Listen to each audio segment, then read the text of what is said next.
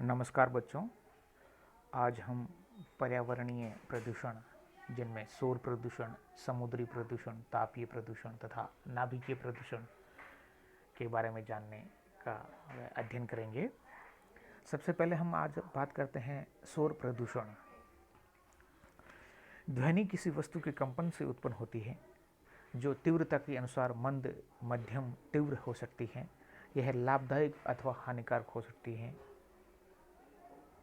ध्वनि की अवांछनीयता तीव्रता को शोर कहते हैं।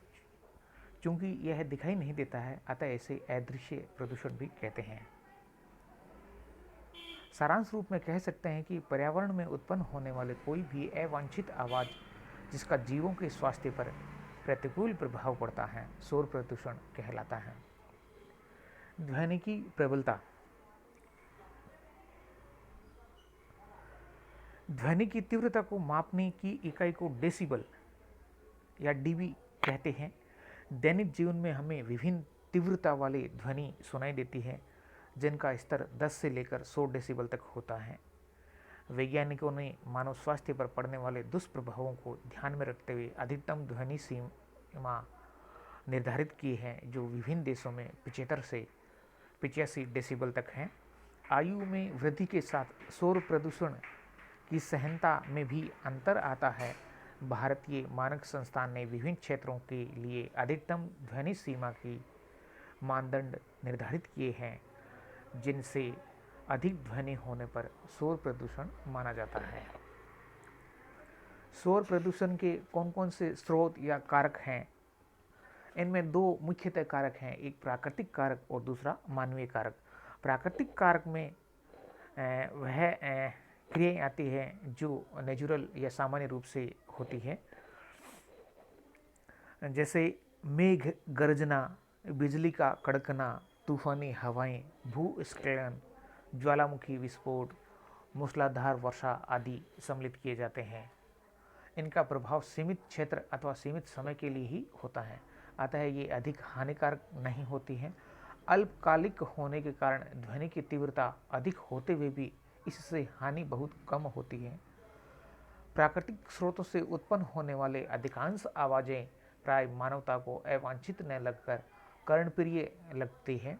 वर्षा की बूंदों की छमछम, बादलों की गड़गड़ाहट, पत्तियों की सरसराहट, चिड़ियों की चहचहाट, नदियों की कलकल किसे आदि आनंदित करती है। दूसरा कारक है जो है मानवीय कारक।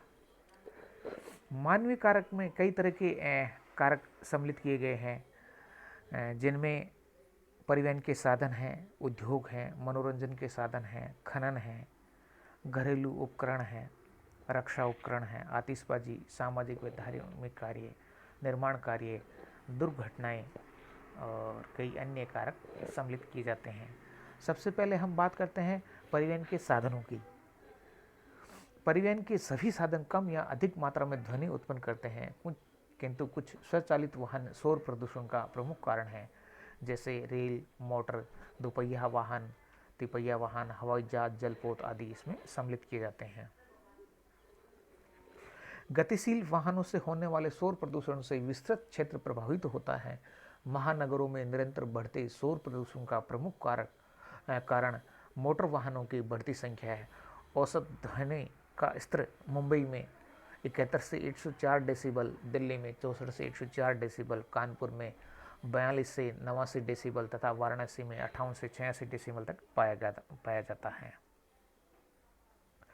हवाई जहाज से उत्पन्न होने वाला शोर प्रभाव हवाई अड्डों के निकट सर्वाधिक होता है। जेट विमान उड़ान भरते समय 140 डेसिबल तक ध्वनि उत्पन्न करते हैं। सर्वाधिक 180 डेसिबल ध्वनि उत्पन्न करने वाले उपग्रह प्रक्षेपण यानों के कारण शोर प्रदूषण का स्तर अचानक बढ़ जाता है। उद्योग। कल कारखानों में चलने वाली भारी मशीनों की गड़गड़ाहट औद्योगिक क्षेत्रों में शोर प्रदूषण का प्रमुख स्रोत है। पुरानी मशीनों से शोर अधिक होता है। उद्योगों में काम करने वाले श्रमिकों को अधिक समय तक इसे सहन करना पड़ता है, अतः यह अधिक घातक होता है। नगरों में उद्योगों का संकेंद्रण अधिक होने के कारण शोर प्रदूषण का स्तर अधिक पाया जाता है। मनोरंजन के साधन। घरेलू मनोरंजन के साधन जैसे TV, radio, music system, video game आदि शोर प्रदूषण के प्रमुख स्रोत होते हैं। खनन। खनन क्षेत्रों में विस्फोटक के प्रयोग से होने वाले तेज धमाकों से विस्तृत क्षेत्र में शोर प्रदूषण होता है। उत्खनन में प्रयोग होने वाले विभिन्न उपकरणों जैसे excavator, tractor, drilling machine, compressor, pump set, crane आदि के प्रयोग से भी शोर प्रदूषण होता है। घरेलू उपकरण। दैनिक जीवन में उपयोग होने वाले विभिन्न घरेलू उपकरणों में उत्पन्न शोर घरों में शांत वातावरण को प्रदूषित करते हैं, जैसे घरेलू आटा चक्की, वॉशिंग मशीन, मिक्सर ग्राइंडर, सिलाई machine, water pump, cooler, vacuum cleaner आदि उपकरण शामिल हैं। रक्षा उपकरण। युद्ध या युद्ध अभ्यास तथा आतंकवादी गतिविधियों में प्रयुक्त होने वाले विभिन्न हथियारों जैसे rifle, machine gun, mortar, rocket launcher, तोप, टैंक आदि से बड़े पैमाने पर शोर प्रदूषण होता है। परमाणु विस्फोट से होने वाले धमाके विस्तृत क्षेत्र में कंपन उत्पन्न करते हैं। बम विस्फोट तथा बारूदी सुरंगों के फटने पर शोर प्रदूषण होता है। आतिशबाजी। विभिन्न अवसरों पर की जाने वाली आतिशबाजी से शोर प्रदूषण होता है। त्योहारों पर, वैवाहिक उत्सवों पर, मैच या चुनाव जीतने पर आतिशबाजी करना आम बात है। इससे शोर प्रदूषण तथा वायु प्रदूषण दोनों ही होते हैं। सामाजिक व धार्मिक कार्य। पूजा स्थलों पर लगे उच्च क्षमता वाले ध्वनि विस्तार यंत्रों से काफी शोर होता है। विभिन्न धार्मिक आयोजनों में जैसे यथा कीर्तन, कथा, जुलूस, गरबा आदि में एकत्रित विशाल जनसमूह तथा ध्वनि विस्तारक यंत्रों से अत्यधिक शोर होता है। निर्माण कार्य। बहुमंजिले भवन, सड़क, बांध व पुल निर्माण में प्रयुक्त होने वाले विभिन्न मशीनों से निकटवर्ती क्षेत्र में शोर प्रदूषण होता है। दुर्घटनाएं। आए दिन होने वाले विभिन्न दुर्घटनाओं में से भी शोर प्रदूषण होता है, जिनमें गैस सिलेंडर का फटना, ज्वलनशील रसायन को ले जाने वाले वाहनों तथा गोदामों में आग लगना, उद्योगों में बॉयलर का फटना, आतिशबाजी की दुकानों व गोदामों में शॉर्ट सर्किट से आग लगना, विस्फोटकों पदार्थों की मैगजीन में आग लगना आदि प्रमुख शोर प्रदूषण के उदाहरण हैं। अन्य बड़े कार्यालय भवनों, ऑटोमोबाइल्स के सर्विस सेंटर तथा सार्वजनिक स्थलों पर उत्पन्न होने वाला शोर भी हानिकारक होता है।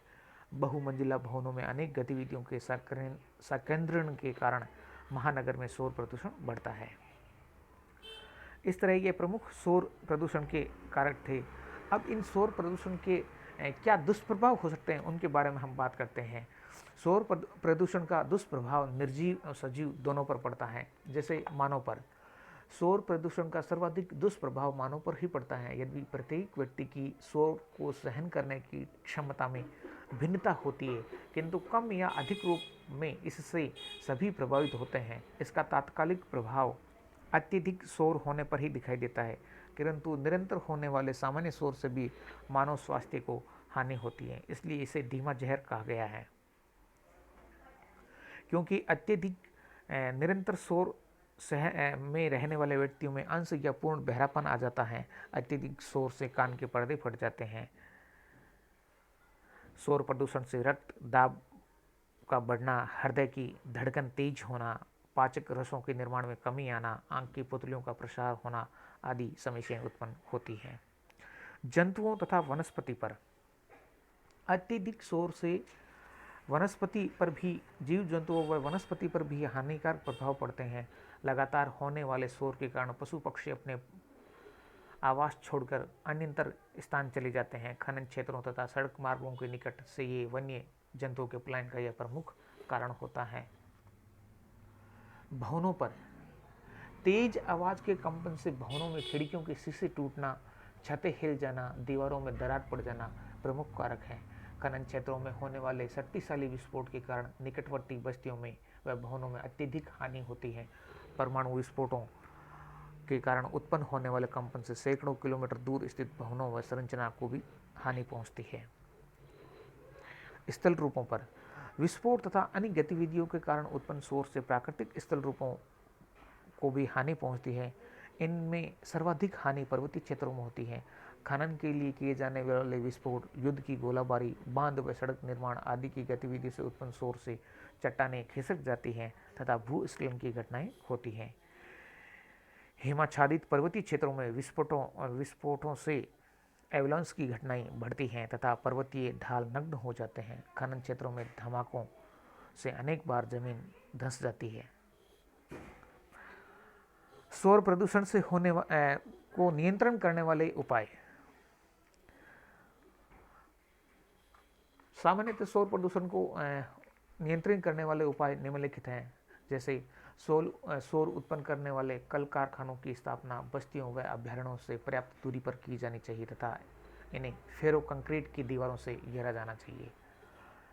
उद्योगों में अधिक पुरानी हो चुकी मशीनों को बदला जाना चाहिए। नवीन मशीनों को ध्वनि अवशेषक, लकड़ी, ऊन, गत्ता आदि से ढककर शोर प्रदूषण कम किया जा सकता है। औद्योगिक कर्मचारी तथा खनिजों की शोर प्रदूषण से बचने के लिए ईयर प्लग या ईयर मफ यंत्र पहनकर सुरक्षा प्रदान करनी चाहिए। वाहनों के उचित रखरखाव, तीव्र ध्वनि वाले हॉर्न पर प्रतिबंध तथा उन्नत तकनीकी साइलेंसर लगाकर वाहनों के शोर को कम किया जा सकता है। सड़कों की मरम्मत समय समय पर तथा उचित यातायात नियंत्रण व्यवस्था द्वारा वाहनों के प्रवाह को नियमित बनाकर शोर प्रदूषण को घटाया जा सकता है। शोर प्रदूषण तथा यातायात दबाव कम करने के लिए नगरों के बाहर बनाए जा रहे बाईपास तथा मुद्रिकाएं मार्ग के सहारे होने वाले निर्माण कार्य पर पूर्णतः प्रतिबंध होना चाहिए। हवाई अड्डों तथा खनन स्थलों के निकट 15 किलोमीटर की परिधि में बस्ती बसाने की अनुमति नहीं मिलनी चाहिए तथा पहले से स्थापित बस्तियां को अन्य स्थानों पर स्थानांतरित करना चाहिए। विभिन्न घरेलू उपकरणों की नियमित साफ सफाई तथा स्नेहक पदार्थों का प्रयोग करके शोर को कम किया जा सकता है। वृक्ष उच्च ध्वनि तरंगों का कुशलतापूर्वक अवशोषण करने के साथ ही उन्हें वायुमंडल में विक्षेपित करने में सहायक होते हैं। अतः नगरों, राजमार्गों, औद्योगिक बस्तियों को वृक्षों की हरित पट्टियों से आबद्ध करना चाहिए। धार्मिक, सामाजिक, राजनीतिक आयोजनों में उच्च शक्ति के ध्वनि विस्तारकों के प्रयोग तथा आतिशबाजी पर रोक होनी चाहिए। बहुमंजिले भवनों के निर्माण में ध्वनि को अवशोषित करने वाली सामग्री जैसे एस्कोटिक्स टाइल्स का प्रयोग करना चाहिए। पूरा महत्व के भवनों के ऊपर से वायुयानों की उड़ानों को निषिद्ध करना चाहिए। व्यस्त मार्गों तथा औद्योगिक क्षेत्रों में शोर के स्तर की नियमित जांच की जानी चाहिए ताकि निर्धारित स्तर से ऊपर न जाने दिया जाए। शोर प्रदूषण नियंत्रण कानून कारगर ढंग से लागू किए जाने चाहिए। जन सामान्य को शोर प्रदूषण के कारकों तथा नियंत्रण के उपायों के बारे में विभिन्न संचार माध्यमों से जानकारी प्रदान करनी चाहिए। धन्यवाद।